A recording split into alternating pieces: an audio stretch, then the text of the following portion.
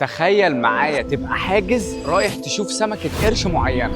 حلو ده، ويطلع لك جروب باراكودا عالمي. يا مراحب صديقي المشاهد، صديقتي المستمعة، أنا مش هقول اسمع القصة لأننا بالفعل بدأنا القصة. ميكافيلي بيحكي ويقول التايجر شارك مشكلة بصراحة ياما صرفت عليه ونازلين نشوفه النهاردة، وفي المية الجو كان طيار ومش لاقيينه، يمين شمال دور مفيش. في عز ما أنا عقلي وعيني وكل أفكاري مركزين ان انا الاقي تايجر شارك، فجأة ظهر جروب باراكودا. الله، جميل الكلام ده. باراكودا صديقي الاسم اللي فيه كاريزما كده. ظهرت مرة واحدة من البلو. قال ايه البلو ده يا مو؟ بص انت لما بتغطس بتبقى دايما كده جنب الشعب، زي ريف او بوتشا، زي السبع بطش اللي في شرم الشيخ. الناحية التانية بقى ده العمق، البلو الازرق الغامق. بيني وبينك زعلت ان التايجر شارك ما ظهرش لحد ما فجأة اختفى جروب الباراكودا في كلمة، وظهر النجم كأنه بيقول لي ما تزعلش على فلوسك.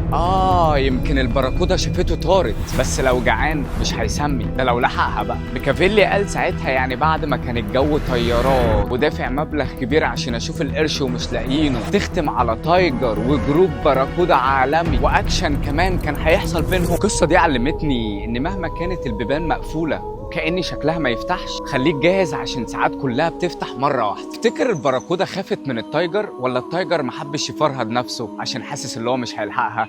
اكتبولي في التعليقات.